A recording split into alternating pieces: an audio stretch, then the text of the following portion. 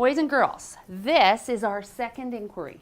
Before Christmas, we did an inquiry on the rainforest, and this is our second inquiry. And we know that an inquiry has these stages. Let's take a look. They are wonder, investigate, connect, create, share, reflect. Now, yesterday, we started with a big, giant question. Let's read our big question together. How can understanding life long ago help us make a better future? And we talked about, well, when we did our rainforest unit, we pretended that we were scientists. We worked like scientists and we thought like scientists. But because we're exploring long ago, we're going to work like historians. And historians study the past. Who can tell me why historians study the past? Why are they investigating the past? Haley? So they don't make the same mistake as they did long ago. Exactly. Remember, he talked about the Titanic, and there was that big crash, and they want to study that, they want to understand that, and they want to make sure we don't make the same mistakes in the present.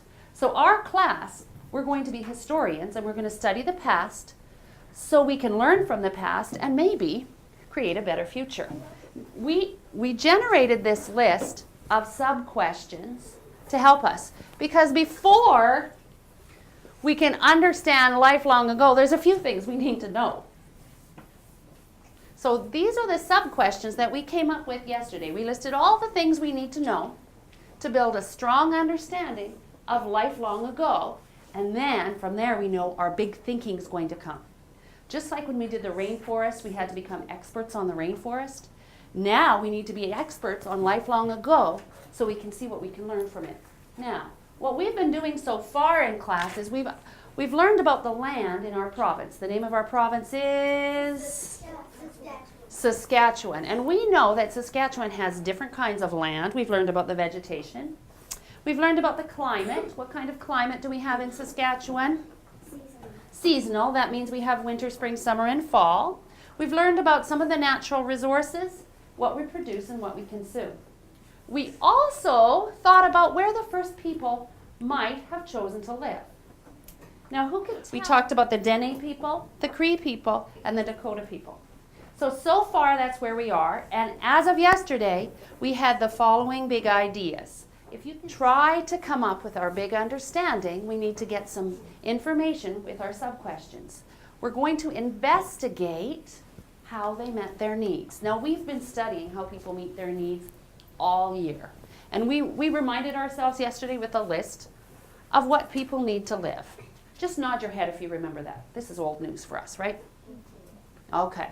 And these were some of the questions we came up with as we wondered about how the first people met their needs in order to get an understanding of their life long ago. So we're going to investigate these questions, and we're going to record our information on a chart. Thumbs up if we've used charts before. That's a great way to show information. Our charts today, you've started, and you've explained how we meet our needs now. Your job is going to be use 3 different kinds of resources, and you're going to investigate how first people met their needs long ago. And you're going to record your information in the second column. The third column, you know what happens. When good investigators are working, they start to make connections. They start to have some big thinking. So the third column is a place for you to put your thinking. You're going to think about how we meet our needs now. You're going to investigate and find out how they meet their needs long ago. And then you're going to start thinking about the similarities and differences. At the very, very end of the period, we're going to talk about if there's any big ideas that come from that. Anything that we know then that we didn't know when we started. As we build our background knowledge and build, what do we call it? Our schema. As we build our schema, we'll have more to work with. But for now, can anyone answer that question? Is there anything we can learn about meeting our needs long ago and meeting them now that might be important information? We'll see how far we can go with this. We've just started. What are you thinking? Listen to them. Like when we were learning about the rainforest, they didn't do all that stuff because they believed like that everything had spirit.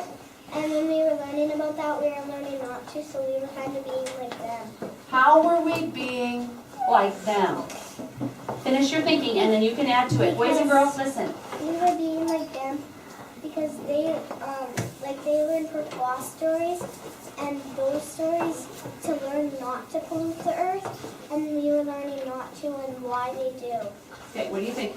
We should have done that if we don't stop doing the earth, then we could actually hurt some of the earth's spirit.